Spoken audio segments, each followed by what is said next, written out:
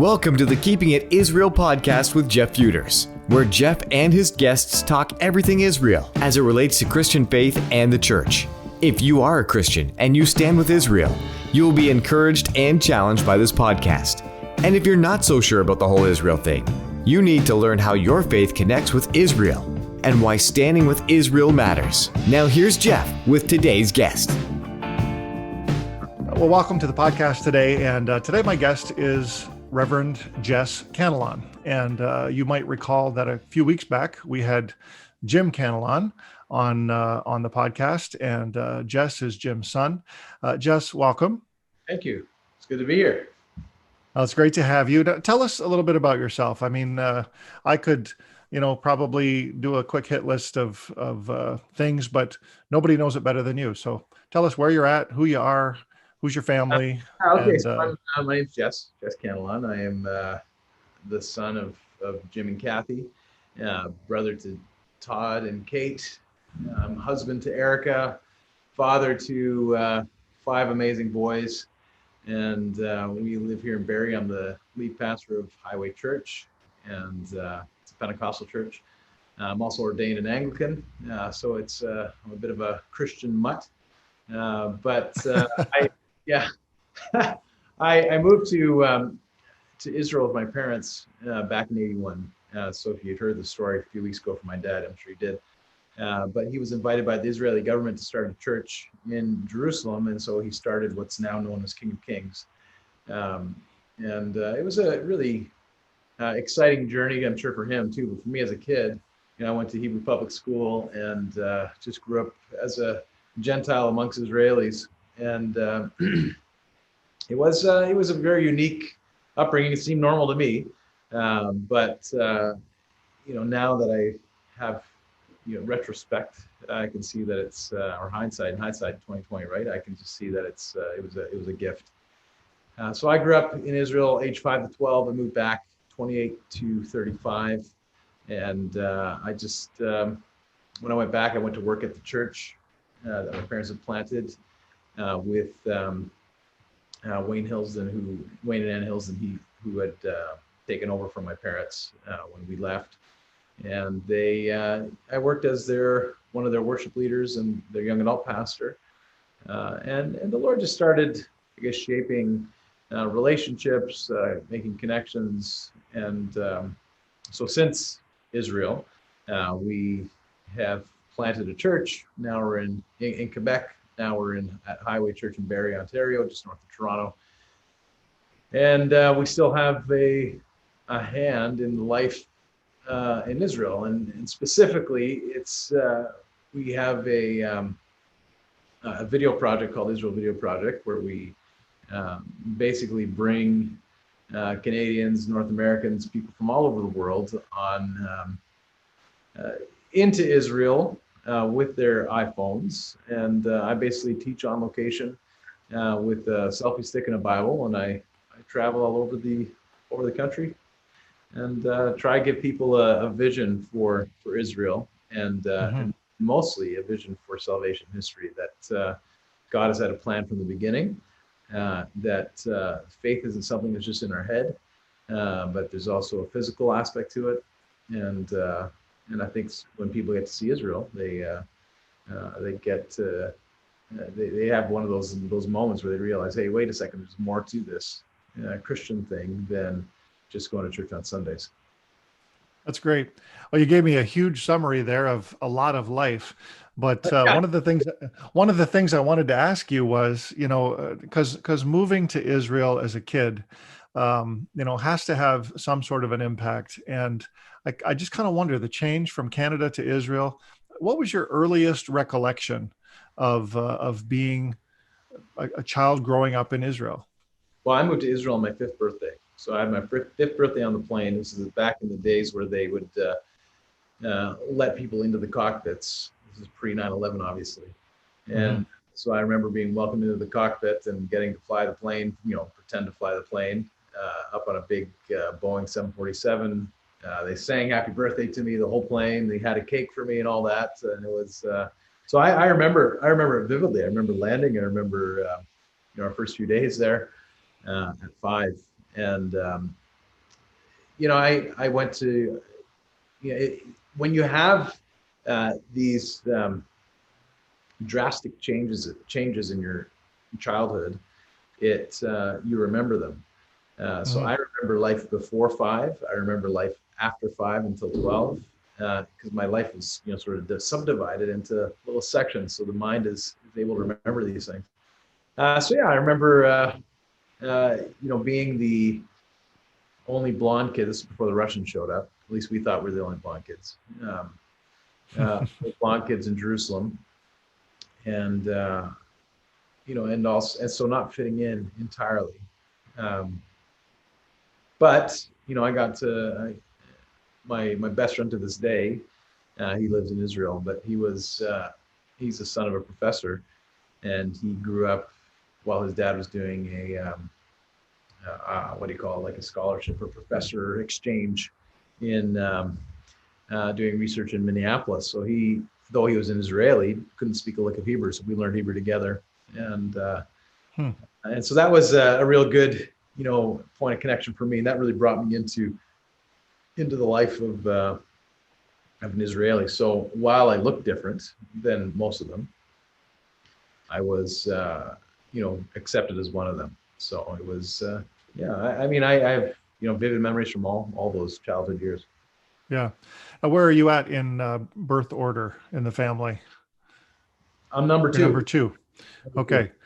So was it harder for your older sibling? Easier? I think I don't know. I mean, we all have different personalities. I think for him, he didn't have the same friendship connection as I did. So it was more difficult. Though we're both quite athletic, and that speaks volumes with in terms of kindergarten politics, or play on politics. So we were always fine that way. But I mean, he would be called names, and then he would act badly. And sort of not badly. He'd fight his way out of a situation. We're not telling any stories out of school, I hope, but no. So he would fight his way out of situations, and sure. And it's good for me because I had an older brother who would fight his way out of situations, and so people didn't mess with me so much. Mm-hmm. And I guess for your younger sister, it might be a little easier because less. She was 3, and so she went through less memory beforehand. The JKSK system. That's what she knew. Yeah, so that's what she knew. Yeah. Very cool. Great. Well, so you're part of the congregation. Your dad's there for a number of years, and then you moved back to Canada. But that wasn't the end of your Israel story. You mentioned that eventually you sort of tracked back in that direction. Tell us a little bit about how that happened. And were you married before you went back? Yes. You were. So when I left, I was 12, and I remember having a very clear sense at 12 that I was going to be back. It wasn't a question. I just knew I was back. Now, I'm not a crazy Israel guy. I think that it's just a place where I grew up. For me, it's if you grew up in London, Ontario, it'd be like London, Ontario. Jerusalem is just my home city. So I know pretty much every nook and cranny, and we spent our Saturdays, eating breakfast, kissing mom and dad goodbye, and coming back for dinner. And in between, we'd just be everywhere in the city with our skateboards and with our bus tickets, and we just have to check in at lunch and just make a phone call at lunch, just say that we're okay, and that's it. That's all we did. Right. So I mean, I basically had free reign.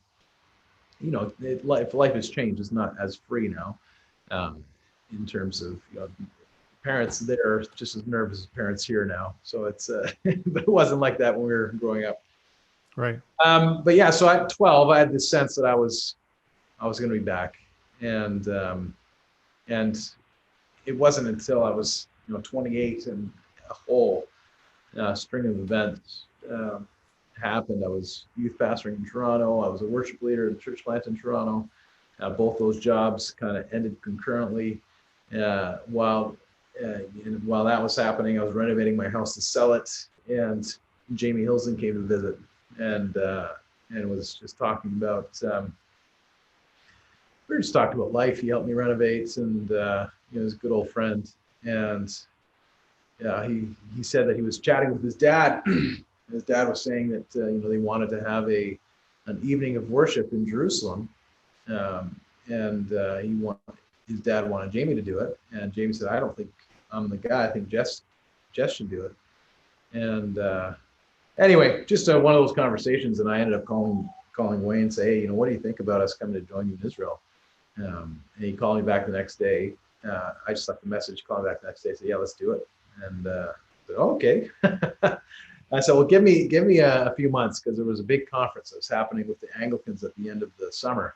That was going to be quite a catalytic conference in terms of the direction of the sort of the new movement within Anglicanism in terms of, well, it's the ancient movement, but the more conservative Orthodox movement, and we wanted to be a part of that. We had a pretty strong calling to them as well. But I called them back within a day, because my wife said, "You know what, Jess, I think we should just do it. And if your wife, who's lived in Brampton her whole life, says, 'Let's go to Israel,' you got to figure it's the Lord." So I thought it was cool, and I said, "Okay, let's go for it, and we'll see what happens." And so we moved to Israel with our 18-month-old, and it was a whole other experience. It was That's cool. You mentioned about your wife on two different occasions. First, my first trip to Israel that I really wasn't all that excited about going on. It was my wife who told me to smarten up and just go, because she said it was an opportunity to go with my dad, and she said, "When are you going to ever have an opportunity like this again, to travel, somewhere overseas with your dad?" And I was like, "Oh, okay, whatever." But that trip changed my life. And then when we were approached about being involved with First Century Foundations, I was dragging my heels again, and she just looked at me one day and said, "I don't understand what you're waiting for. This is what you were made to do." Like she said, "You've talked about Israel and traveled back and forth to Israel all these years. Why?" So yeah, wives are all knowing and ever wise, is what I say. The Lord knew what he was doing. Yeah. Question about your wife. Where'd you go on your honeymoon? We went to Israel. Yeah. Yeah. We went to Israel. It was, I knew the answer to that question, but I wanted to. Great leading question. Basically the tour guide who did business with my dad for the 20 some odd years decided to bless us with a wedding gift, and he basically paid for our honeymoon. And so we had this amazing honeymoon. We went for 2 weeks. We spent a week in Eilat, down in the south, and then Jerusalem, and then Tel Aviv. And in Jerusalem, we met with Wayne and Ann, and Wayne and Ann were talking about saying, "Well, if you're coming, you need to really know that the Lord has called you to come." And Erica looked at me and said, "What? What do you mean? We just got married. I didn't know we were moving to Israel." Before we decided to go. I said, "Oh yeah, we'll be here someday." And she said, "Well, that's something I could have known 2 days ago." Right. Or whatever, last week. And anyhow, it was a really, really nice. It was nice for Erica to see where I grew up, to understand why I, when we're driving on the 401 and I say, "Hey, can you just roll down your window and just point at that person to make sure we can get into the next lane and move over because there's not enough space." She said, "Oh, what? I'm not going to do that." And thinking it's a shocking thing to communicate with other people on the road while driving. Since then, she's been, jumping to it before. Since we moved to Israel, she jumps to it before I do now. She, Israelis, they just communicate the whole way they're driving.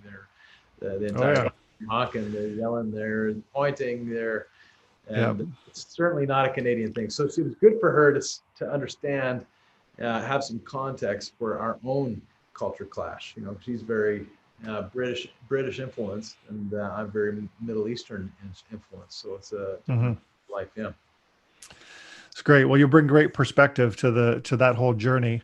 I know that when you came back from serving in Jerusalem, you planted the church in Quebec. There was a time that maybe you thought you were going back to Israel for a little while, but that wasn't meant to be. But it was kind of around then that you connected with Clyde and Marion. Is that right? With First Century Foundations? It was actually when we went back to Israel in 2004. Oh, it was that early. Okay. Yeah, before then. So I had I had this call with Wayne, and I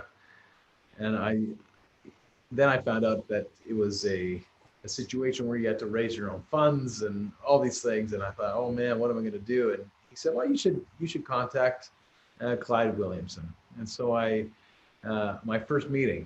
very first meeting after chatting with Wayne about going to Israel was with Clyde, and they just walked with us the entire time. They walked with us through our journey in Israel, and they walked with us as we came back to Canada, just as we transitioned back. And they're just fabulous. They prayed for us. They supported us. They're really caring. When they came to Israel, we'd always visit and have food, and I very much value their relationship and their ministry and your ministry. It made a big impact in our life. So. Oh, they certainly have left an incredible legacy, and this is kind of the year that we're officially watching Clyde pull back a little bit, but we're putting together a bit of a video project. I haven't told him yet. Hopefully, he doesn't listen to the podcast, but we've gotten greetings from a lot of the folks in Israel, and so COVID has changed how we're going to celebrate them, unfortunately. But we want to be able to do that and do that well. They're great folks. Well, that's cool. So now you're back. You're in Barrie. You're pastoring one of the local churches. I could say here because I live here too. But you're pastoring one of the local churches here. And what does that look like? And how has your Israel experience, your Israel journey impacted any and all of that? Yeah, well, interestingly, I mean, while we were sort of thinking about going back to Israel after our church planting in Quebec, we went to Israel for a few months just to do a sabbatical, and I started this video project that I mentioned earlier in the episode, just to communicate with a local church. Weekly, just to say, hey, this is where this happened, and here's a short little 5-minute teaching with my iPhone. That's what I was thinking of doing. But I'd shared the idea with my leadership and my overseers, and they said, love this idea, but I want you to do it for all of Canada.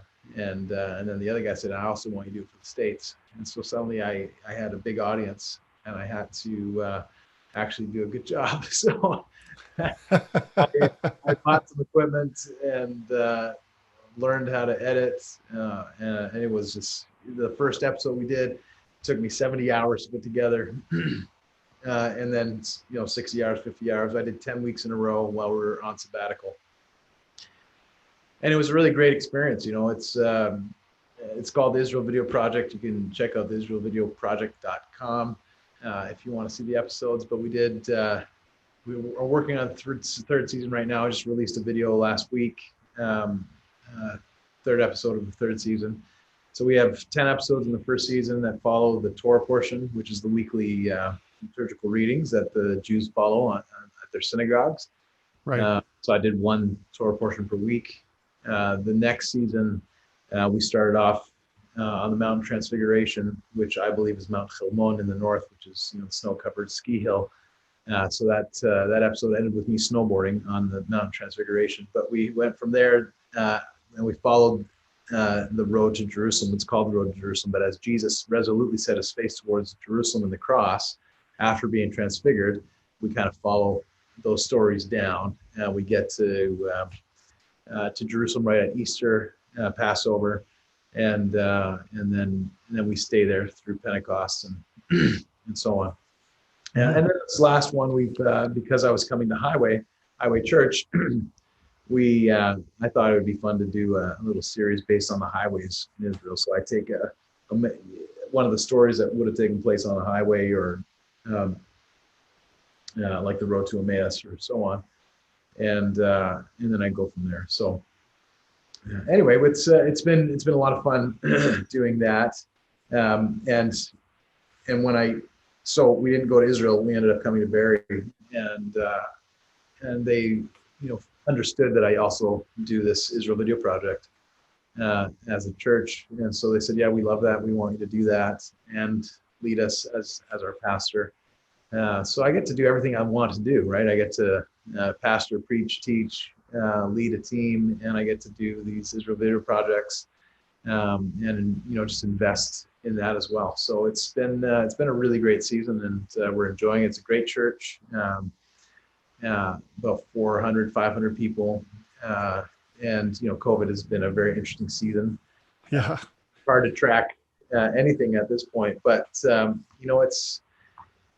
100-year-old Pentecostal church, and they're responsible for planting pretty much all the Pentecostal churches in the area, and they have a great heritage, and they've been through seasons, and it's an exciting season to be with them right now, and see how it goes. Great team, great atmosphere, very welcoming, and very international too. I mean, that's interesting too. Just having the Israeli side of me can relate to a lot of immigrants and all that. So we have, I think, 28 nations represented at the church, and it's I think it's really healthy, multi-generational. Yeah. It's been a fun chapter so far.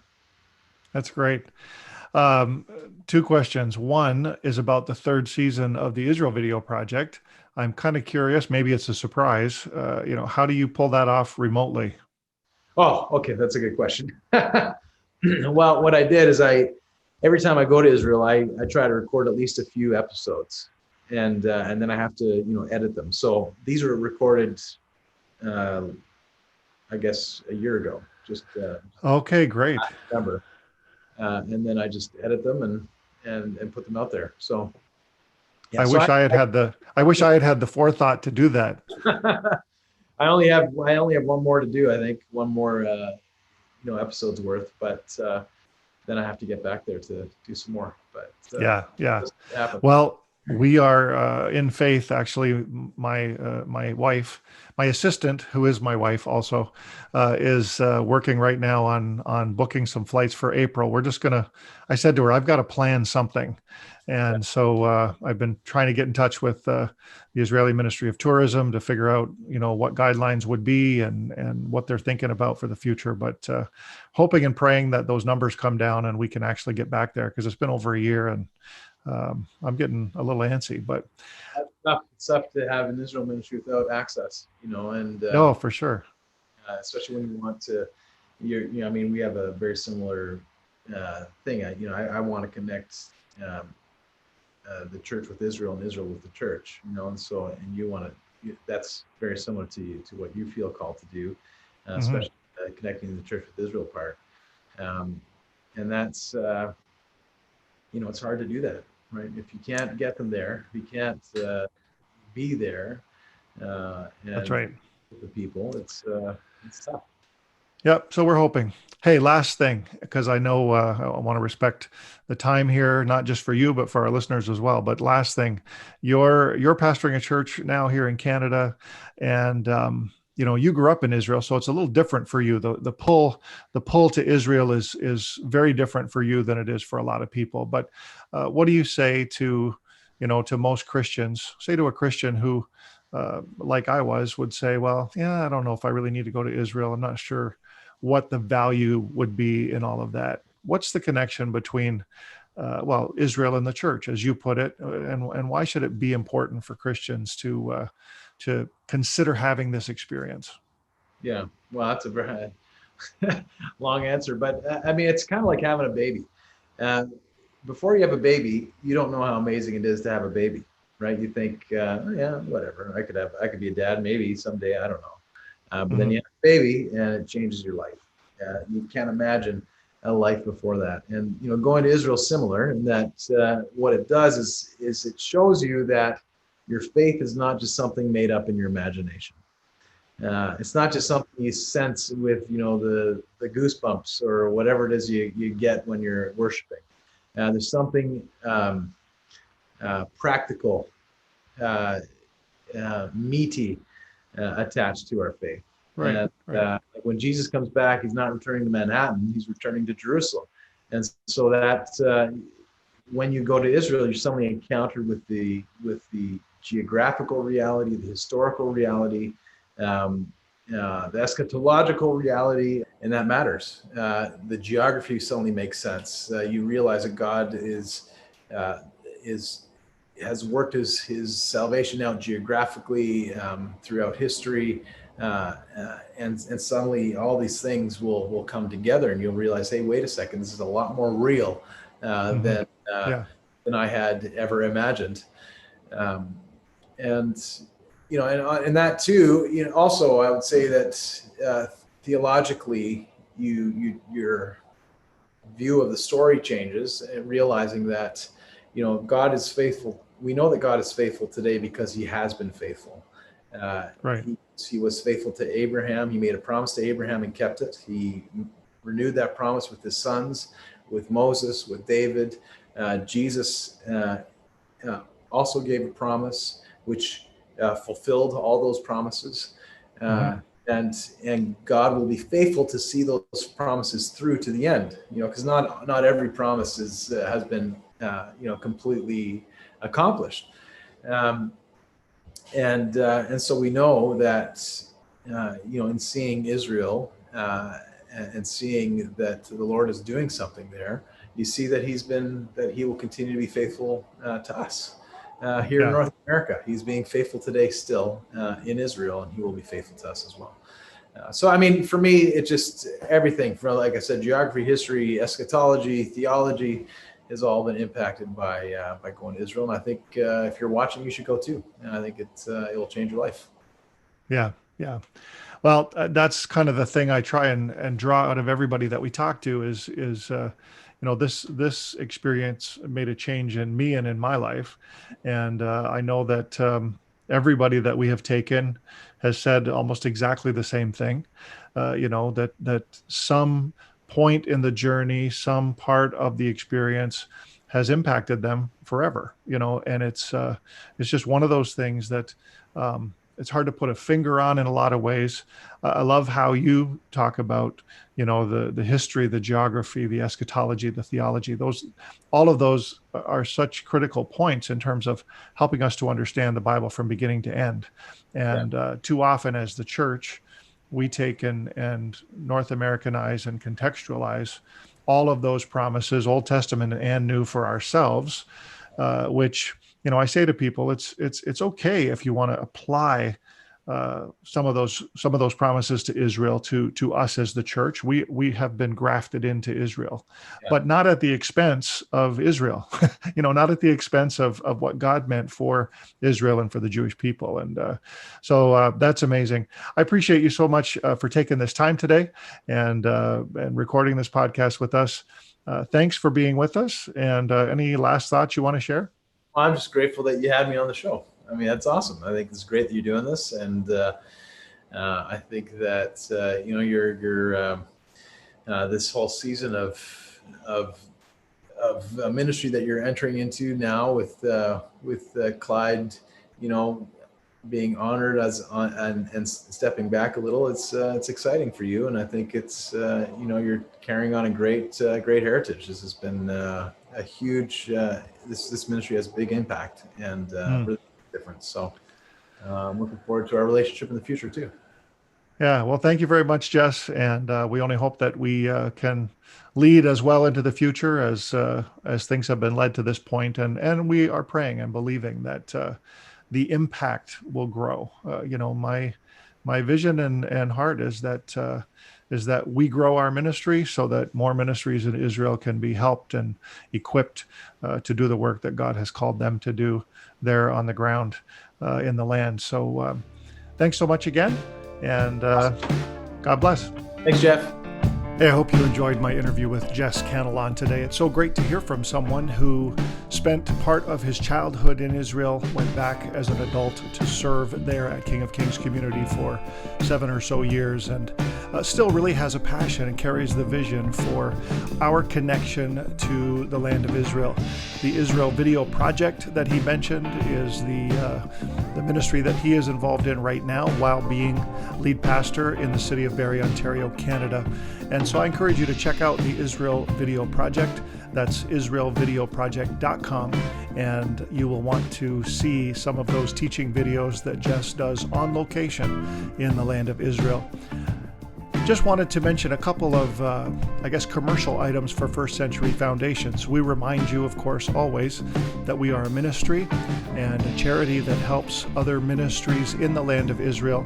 We are involved in very many special projects, humanitarian aid projects, practical projects for congregations, and so many other things that are helping Christians, helping Messianic believers there in the land of Israel to do the work of the ministry that God has called them to do. I want to let you know that Giving Tuesday is coming up. We're going to be talking about Giving Tuesday on our social media and web campaigns over the next month or so. And Giving Tuesday is December the 1st. If you could mark your calendars for that, we would encourage you to be ready on December the 1st after Black Friday and Cyber Monday to be ready to do something generous and do something good for someone else in the world. And we would encourage you to consider helping ministries in Israel on Giving Tuesday this year. And then also, Christmas is coming, and our Miraculous Victories of Israel documentary series is available. It's there on our website, miraculousvictories.com. And so I encourage you, go check that out. And there are 3 episodes that are completed. The other 3 will be completed soon. And we just encourage you to pick those up. Maybe you want to use them as a Christmas gift for someone who loves Israel, loves biblical history and archaeology. These are incredible documentaries that outline God's intervention on behalf of the Jewish people and the nation of Israel over the centuries, since biblical times until now. And so we encourage you to check that out. So great to have you tuning in with us today. And remember, as Christians, we stand with Israel.